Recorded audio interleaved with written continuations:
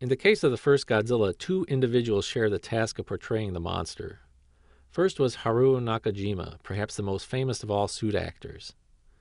Born in 1929, Nakajima was too young to see active duty during World War II despite joining the Navy, and with work scarce in post-war Japan, he attended acting school and entered Toho in 1950. Strong, agile, and willing to take on any role offered to him, Nakajima worked as an action actor and stuntman. After playing one of the bandits in Seven Samurai, he was offered the job to play Godzilla. Since the monster had not yet been designed, all he knew was that he would be acting in a suit. In his mind, this would be as simple as wearing a skin and a mask, and at one point before the basic design of the beast was revealed, he imagined Godzilla would be something along the lines of a giant frog. He could not have imagined anything like a stiff, 200-pound dinosaur-shaped sweatbox with virtually no visibility. To prepare for the film, Eiji Tsuburaya showed Nakajima his personal print of King Kong for inspiration, and Nakajima took the role seriously enough to take his lunch to the zoo each day so that he could study the movements of large creatures such as bears and lions. Once the final design was revealed to him, Nakajima's guiding philosophy was that Godzilla was a dinosaur, and as such, he should never move like a human. When playing Godzilla, he tried to make his arms look shorter by holding them close to his body. In order to create the image of a huge creature, filming was often done at high camera speeds. By overcranking the camera and then playing the film back at normal speed, the movement would become smoother and slower, giving an impression of great mass to the monsters. But Nakajima realized that to act at normal speed would make his motion look unnaturally slow, so he would have to walk and perform at a quicker than normal pace, sometimes as fast as 3 times the pace at which the monster would appear to be moving. On the set, the action might look peculiar, but on film it looked realistic. It is perhaps in this regard that Nakajima has outshined other suit actors, as he mastered this particular technique better than anyone. Haruo Nakajima was perhaps the perfect person to take on the role of Godzilla. His strength and stamina were his greatest assets, and he brought an intensity and personality to his acting that has never been matched. As a suit actor, it was well established from the first point that his face would not ever be seen on screen, and early in his career, Toho preferred to keep the identity of its suit actors secret. But this was never a problem for him. His idea was that since he was being paid and because his performance was prominently displayed on screen, that his character was the real star of his films, so he had no reason to complain. Since he was the first and most prolific suit actor, Eiji Tsuburaya quickly came to depend on him to choreograph monster battles and in general supervise the movements of other suit actors. Typically, Nakajima would practice his movements just for Eiji Tsuburaya, gaining the director's approval before a scene would be shot. After his experience in the first Godzilla, Nakajima kept close contact with the suit makers. Not only did he want to assure that the suits were made to fit him correctly, but he would also put the suits through various actions to determine weak points or modifications needed in order to allow him to do certain actions. His reputation among the staff and his leadership position on the set were more than enough compensation for his anonymity with the public, which for him was the ideal combination. While Haruo Nakajima would continue to portray Godzilla until his retirement in 1972, he also took on the role of many other creatures during his career, such as Rodan, Varan, Moguera, King Kong, Gyla, and the Griffin in Latitude Zero. He also did 10 episodes of Ultraman, and whenever there was a publicity event that required an appearance by a suit, he always insisted on doing the job himself. No matter what he was asked to do in the course of filming, Nakajima would never refuse as a matter of professional pride. He felt that if he were to hesitate to do anything at all which a director asked for, that it would show that he was no longer capable of doing the job. So whether he was being asked to be buried alive under the set as Baragon, to have explosives detonated beneath his private parts in Varan, to allow fire to explode in his face in Godzilla vs. the Thing, having explosive charges set all over his neck and shoulders in War of the Gargantuas, or to be submerged in a water tank inside of 200-plus pounds of latex and urethane foam where he could easily have drowned, it was just another day at the office for Nakajima. He never complained, and in the rare case he was injured, such as in the Varan incident, he made sure that no one knew about it. When he plunged into the water tank as Rodan when the wire supporting him during flight broke, he acted as if it was nothing. He wanted to create the impression to the staff that he was invincible and therefore indispensable. In fact, Nakajima recalls that in the early 60s, he received an offer to do suit work in America, but Eiji Tsuburaya asked him not to go, saying that Toho could not make movies without him. Aside from his pioneering work in the first Godzilla, Nakajima considered his portrayal of Gaila, the Green Gargantua in War of the Gargantuas, as his best work. Gaila was his only suit role in which his own eyes could be seen, allowing him a chance to do more than just physical acting. But nothing lasts forever. In 1972, after Eiji Tsuburaya had passed away and the Japanese film industry was in upheaval due to mass layoffs, Nakajima lost the enthusiasm he had for the job and reluctantly retired. Despite the fact that he physically thought he could go on until he was 50, he just lost his desire to continue.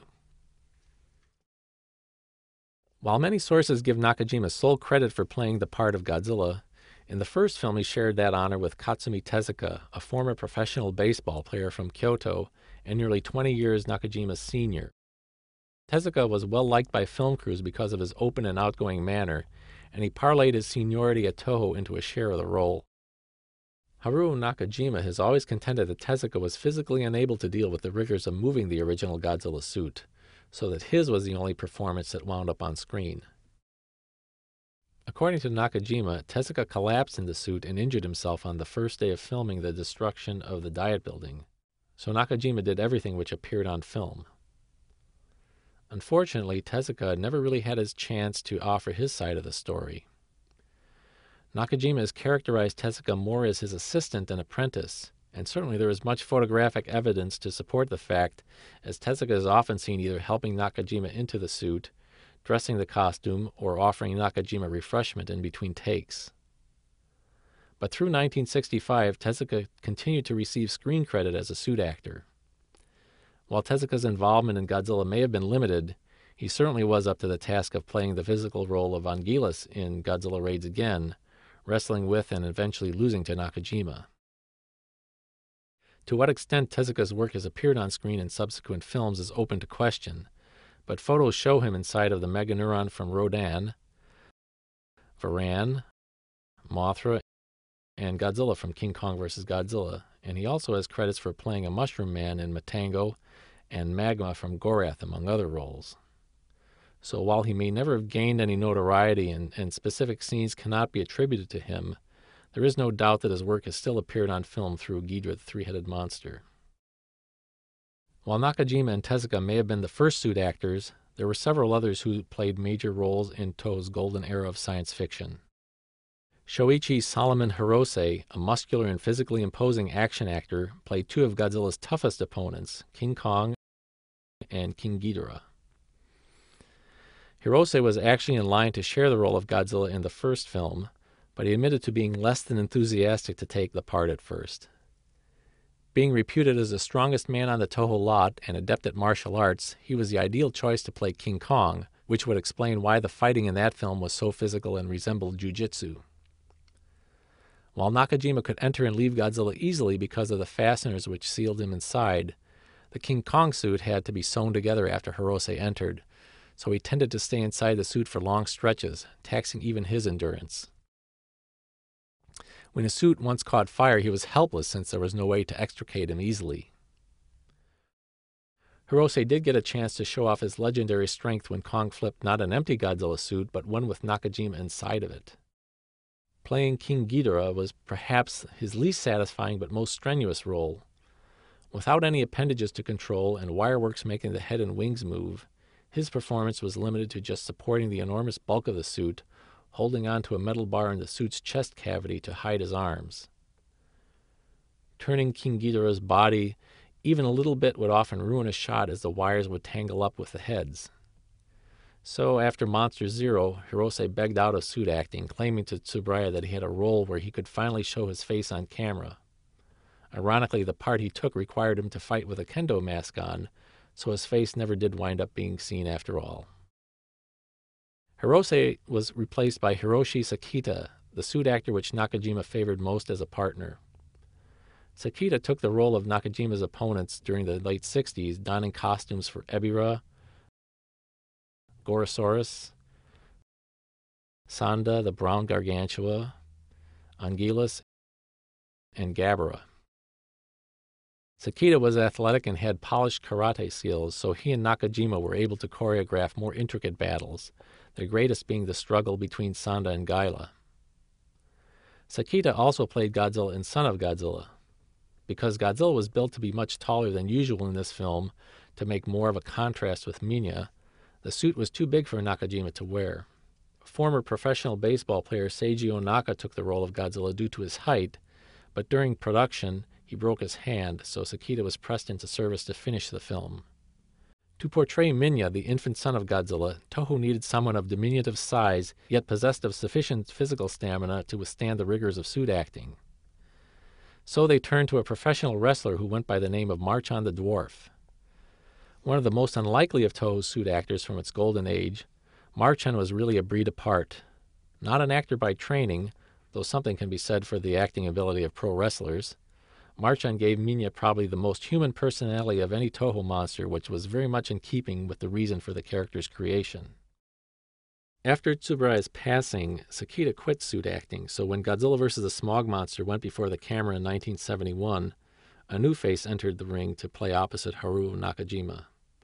That man was Kengo Nakayama, a young and energetic stunt actor whose career mirrored that of Haruo Nakajima when he first started. Nakayama really had no idea what he was getting himself into when he agreed to portray Hedorah. Despite his demonstrative and violent physical acting, everything he tried to do was muted beneath more than 150 kilograms of monster costume. Haruo Nakajima did his best to mentor the young actor and guide him through the process, but the enormous bulk of this costume made it impossible to express almost anything he was trying to do.